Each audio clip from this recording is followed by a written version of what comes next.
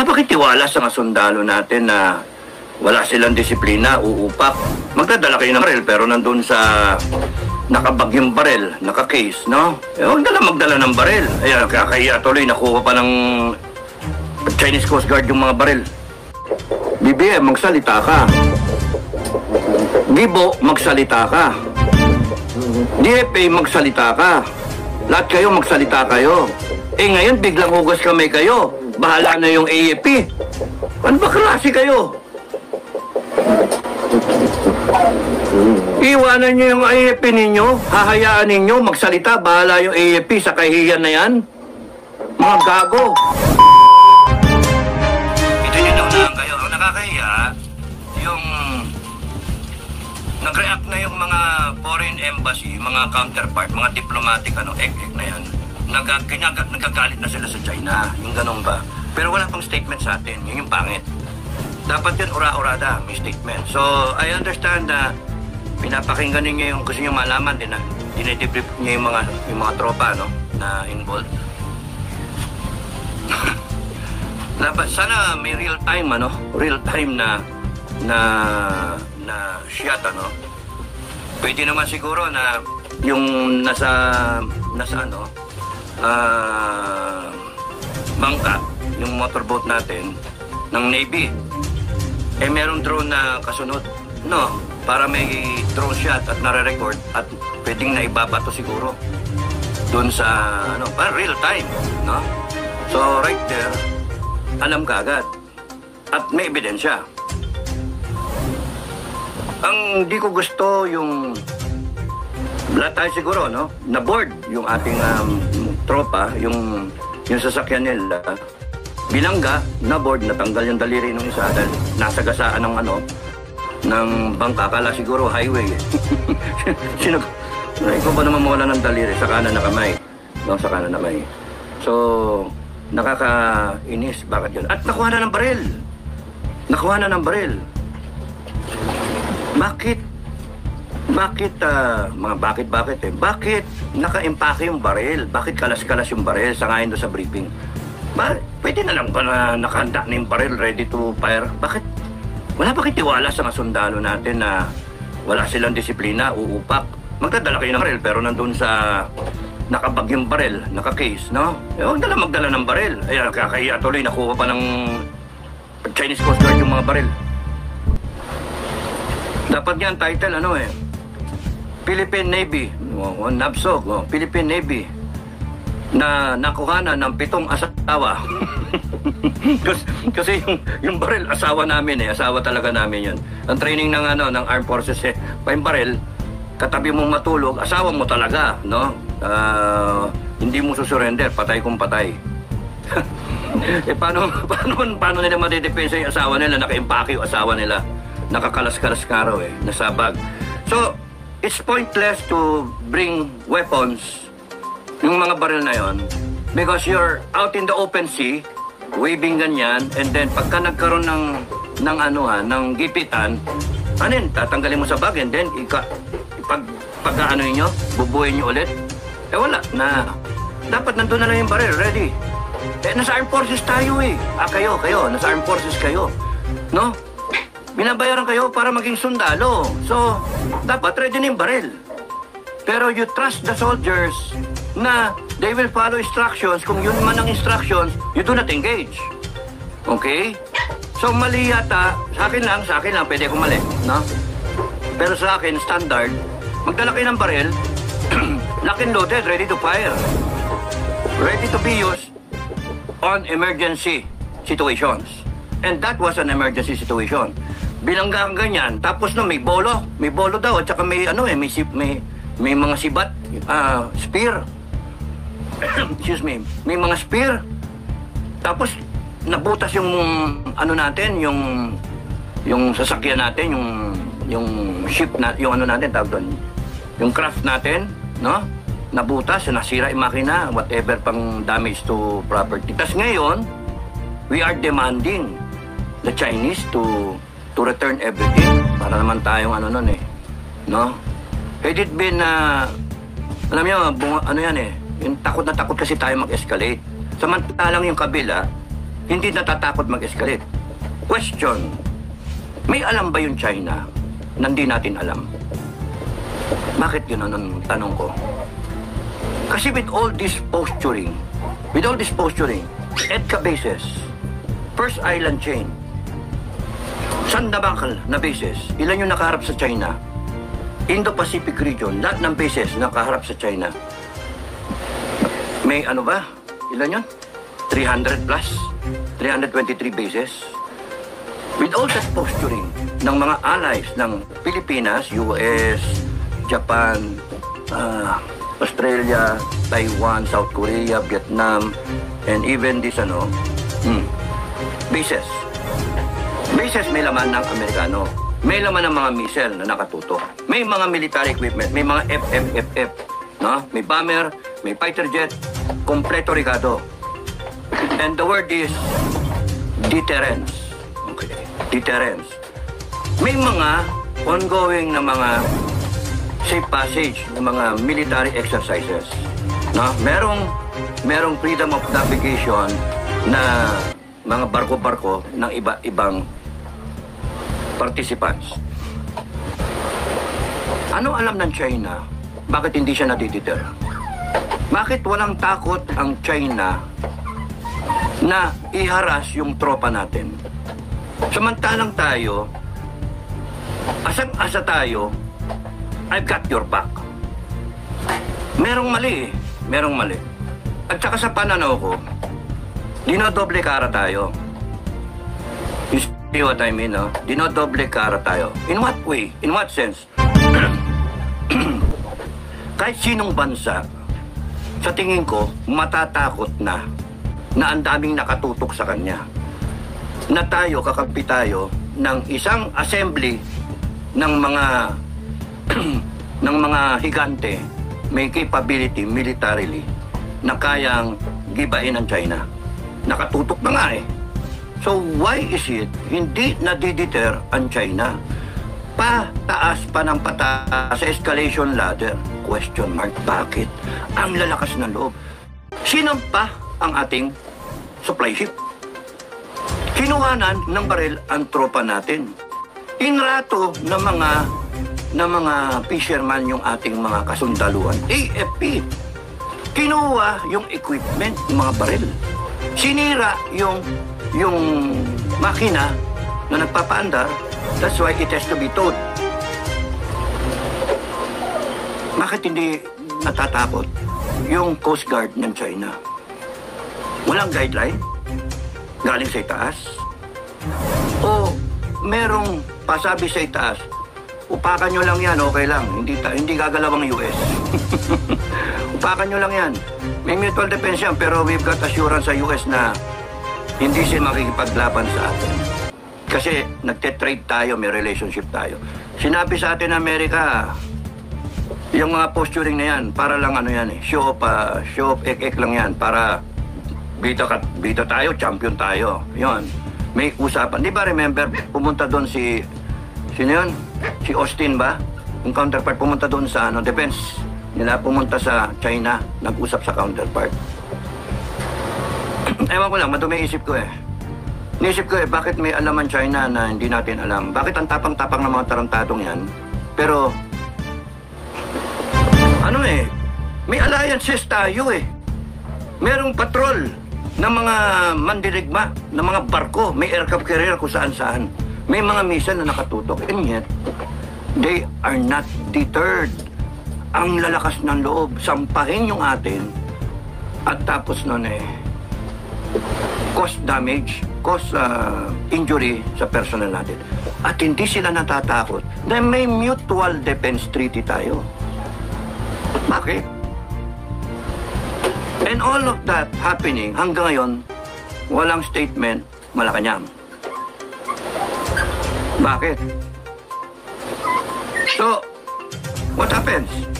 Ang declaration ng ating Omet Browner, ang ginawa niyan ay hindi tama, illegal, etc. Mga pirata. Nandun na tayo. Pero di ba, hindi nyo ba naintindihan, mga kababayan at mga AFP, at lahat kayo, mga Pilipino, Pilipino rin ako. Lahat tayo, mga Pilipino. Hindi ito yung question ng escalation. Hindi ito question na mas malaki yung China kaysa sa atin. Ang usapan dito, tama na ba yung reaksyon natin na gano'n? Tama na ba? O meron pang parating na reaksyon? Yun yung question mark ko. Kasi kung ang reaksyon natin hanggang gano'n na lang, we demand. Blah, blah, blah, mali yan, mga pirata kayo, gano'n. Mga balasubos kayo, excessive use of force, etc. Kung yun yung reaction lang natin, and then file na naman ang diplomatic protest, and then we are again being predictable. So, hanggang doon na lang ba ang ating reaksyon? Kayo, mag-comment kayo kung gusto nyo mas matindi pa reaksyon. At ano yun? Pero wala naman may gusto ng gera. Di ba? Lalong ayaw ng China ang gera. Sa tingin nyo, pagka ginera ang China, matatalo sila eh. Hindi pa nga nila kaya eh. 4 lang aircraft carrier niya. Amerika, 11, meron pang 2 ginagawa. Oh. Sandamakal yung submarine ng Amerika na nandyan na nakatutok na sa kanila. Hindi kaya pa ng China sa ngayon na makipaggera. Pero, anong rason bakit ang lalakas sa loob nila? Meron bang usapan sila? Ikokol ba nila yung utang ng Amerika? Malaki utang ng Amerika, di ba? Nasa, magkano na ba? 40 plus? 20 plus o 40 plus? Trillion. So, ikokol ba yun? O meron ba silang usapan na okay lang, di kami makikialam. Pagdating sa Pilipinas, pagdating dyan sa South China Sea na yan, hindi muna kami makikialam. Okay lang yan, promise. Pero pagdating sa Pilipinas naman, ang usapan, I got your back. Ang lalakas kasi ng loob ng China, yun yung aking tanong. Saan damakal yung deterrence? Isang damakal yung military hardware ngayon dito. Yun yung mga feedback namin. Ang daming aeroplano, ang daming mga HIMARS na yan, etc. No? Mga ballistic missile. Medium range, ballistic missile. Hindi ko gets eh. Hindi natatakot ang China. Hindi kinakabahan. So something's wrong in the setup. No? Okay, masa tayo, Mutual Defense Treaty. Ano ang susunod na mangyayari? Abangan natin sa mga susunod na araw. Will BBM convene yung National Security Council natin so that mapag-usapan nila, nandyan yung past presidents, nandyan yung AFP, Coast Guard, PNP, pati Congress, si Tamba, at saka si Quezon, nandyan. DFA, all other agencies na involved. So, hindi ba i-convene yung National Security Council para pag-usapan? Will you invoke the Mutual Defense Treaty? Because nagsalita na Amerika. Sinabi na Amerika, we stand by our close ally and the Mutual Defense Treaty is in effect. Nagpahiwatig Amerika, sige lang, invoke nyo, okay kami. Papatol kami, although it has to be acted on by the American US Congress. Okay lang yun. Kung baga parang sinasabi ng Amerika, sige, invoke ninyo, grabe ang ginawa na yun sa inyo eh. No? Pero yun yung mga tanong eh. Bakit ang tatapang ng mga Chekwa na yun? No? Tapos with all these phrases na yung mga Pilipino natin, Navy natin na gano'n, lumaban. Bakit yung ating yung naputulan ng daliri, lumaban? Dapat sila yung naputulan ng daliri. Bakit tayo umuwi na sira yung ano natin, yung craft natin, yung ribs natin, no?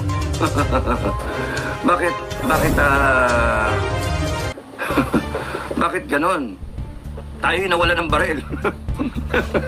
Hindi magamit eh. Yun yung problema, kalas-kalas eh. Kalas-kalas yung baril eh, hindi magamit. So, yun yung isang question ko, no? Yung matagal masyado reaction natin,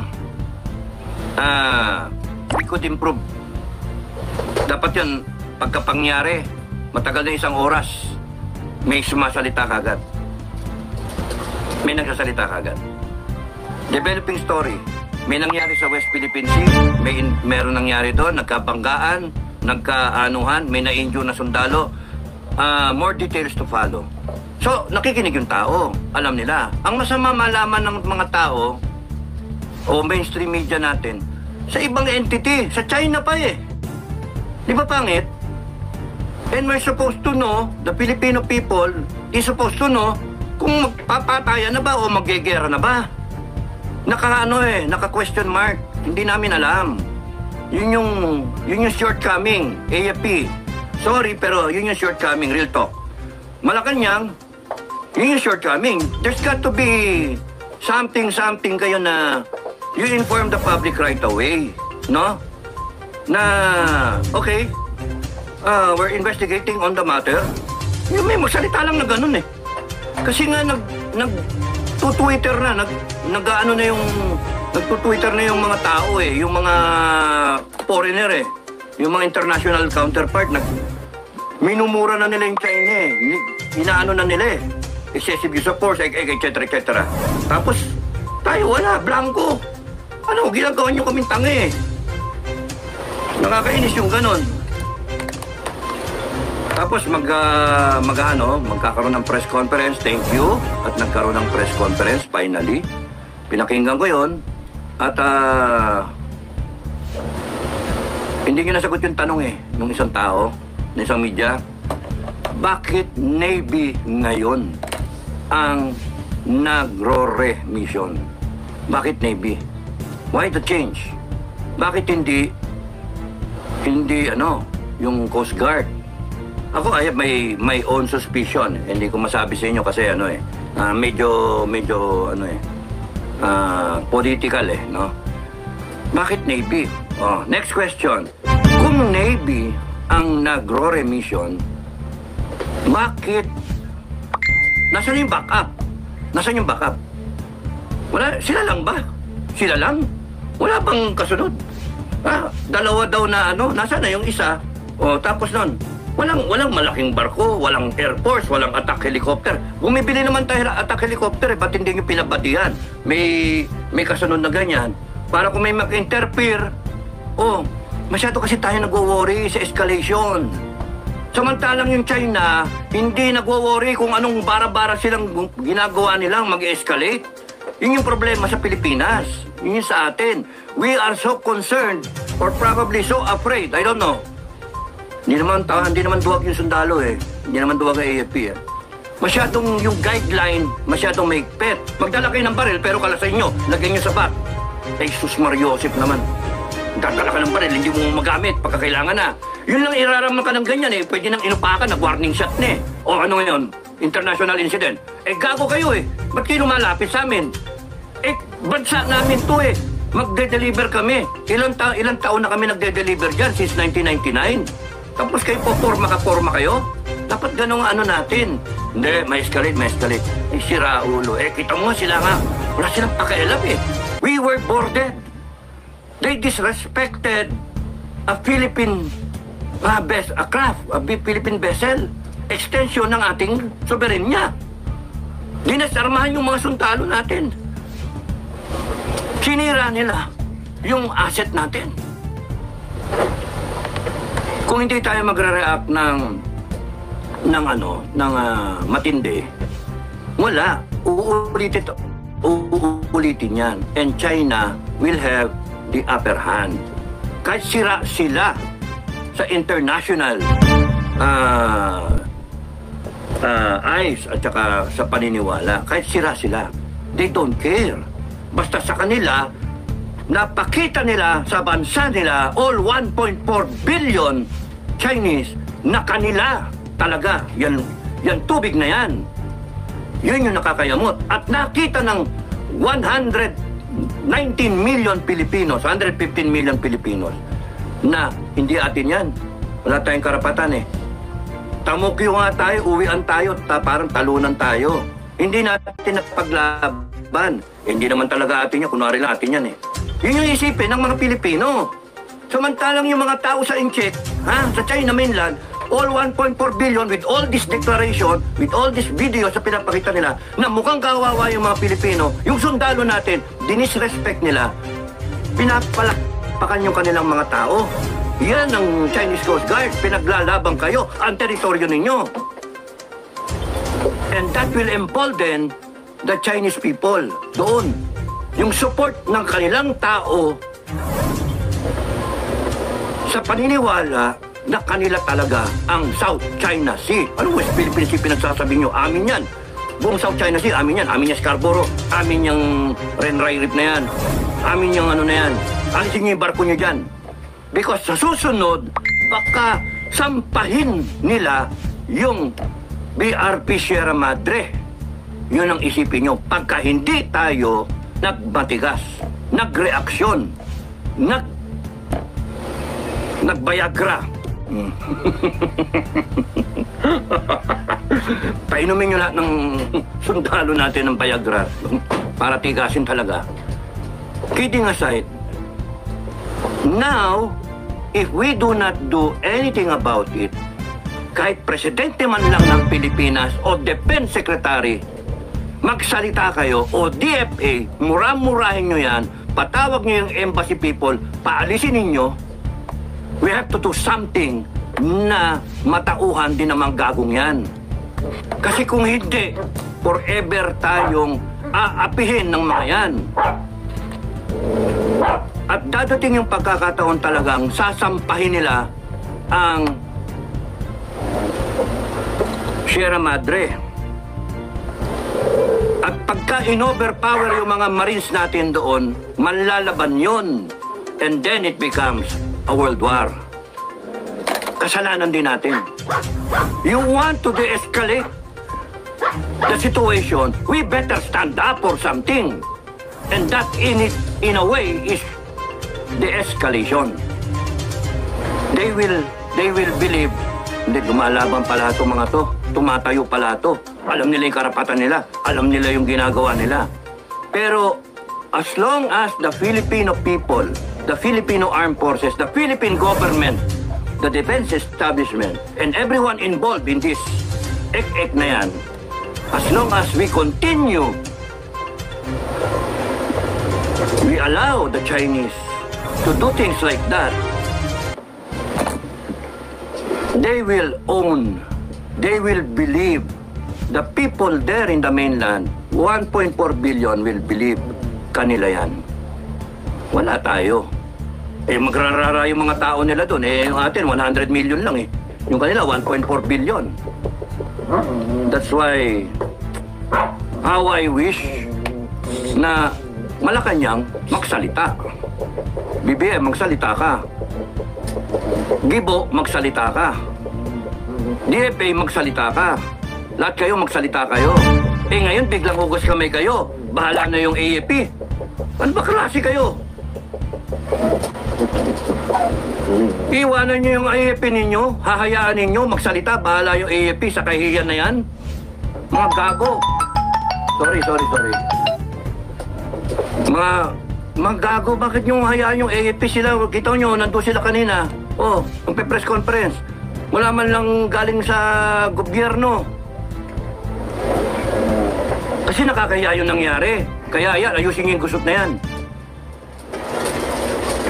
Anong klase kayong mga bossing?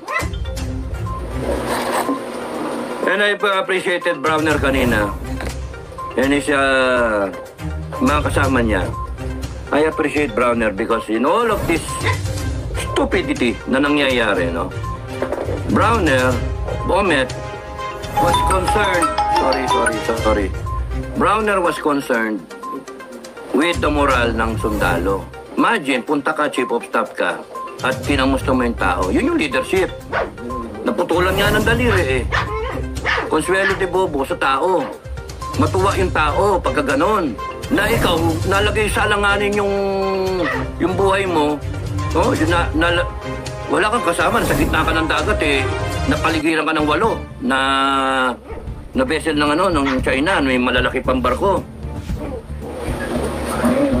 So may mga may mga mali. Sorry. May mga mali, no? ang ano dyan,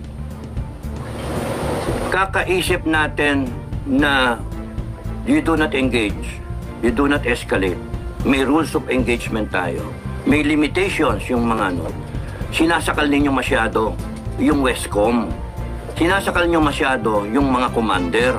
At lalo na yung mga tao on the ground. Sorry, mamaya na. Ang dami mga tao eh. Yung mga tao on the ground, sinasakal nyo masyado. Wala nang leeway. For a change, can you not trust the people on the ground that they will act accordingly? Otherwise, palitan nyo, maglagay kayo kung saan kayo may tiwala na yun talagang mag-iisip, yung tao, at kayang-kayang mag-decide. Masyado kasi kayong concerned sa escalation. Masyado kayo natutuwag na magkakaroon na escalation. Mali. Dapat dyan, bigyan nyo ng leeway, no? Yung tao. Huwag nyong babawal. An example is yung baril eh. Kalas eh. Pagdadala yung baril, kalas-kalas, nasa gitna ka ng dagat. Eh kung nahulog yung piyesa ng baril sa dagat, kung nagkaroon ng sagupaan, paano? Doon ka palang magkakabit ng baril. Doon ka palang mag-ano. What for? Bakit takot na takot tayo makita ng baril? Eh mga sundalo nga yan eh. Sundalo yan. Eh no ngayon, pakialam ninyo. Nasa dagat namin kami eh. Nasa EEC kami, pinapatrolya namin. May supply mission kami, pakialam ninyo. Utragis kayo, dapat ganun. Takot tayo masyado sa lintik na China na yan. Alam nyo yan, tao rin yan, mga yan. May takot din yan. Huwag nila, hindi na, pinagmamalaki nila yung ano nila, hindi tayo hardware nila. Eh pagka ganyan tayo, bag yung ano natin, walang mangyari sa atin. Bigyan nyo na lang yung ano, West Philippines Sea na yan. Parang hindi naman tayo nakakaya. Imagine yung what we have to endure, yung kahihiyan, yung embarrassment na yan. Ay, nako. Uli-uli, magdala kayo ng baril, lock and loaded. Bigyan nyo ng ano yung tao na, yan ha, pagka ginamit nyo yan in defense. O de, sige, yes sir. Yes sir. O de, pinutok ko yung baril. Sir, akala ko, babarilin ako eh. In defense. No. Eh kasi kung hindi, wag nyo na padali ng baril. O yan, kita nyo nga nakuha. You know, kung may baril, tarantado talaga tayo. Sorry sorry. Tarantado tayo, you know why? Pumapayag tayo sa Amerika, magdala ng medium-range ballistic missile nakatutok sa China. Nakatutok sa mga bases nila, dyan sa South China Sea. No? Puta. Tapos yung sundalo natin, hindi natin papayagan magdala ng baril na ready. Di, tutok nilang ganyan. Ano ngayon?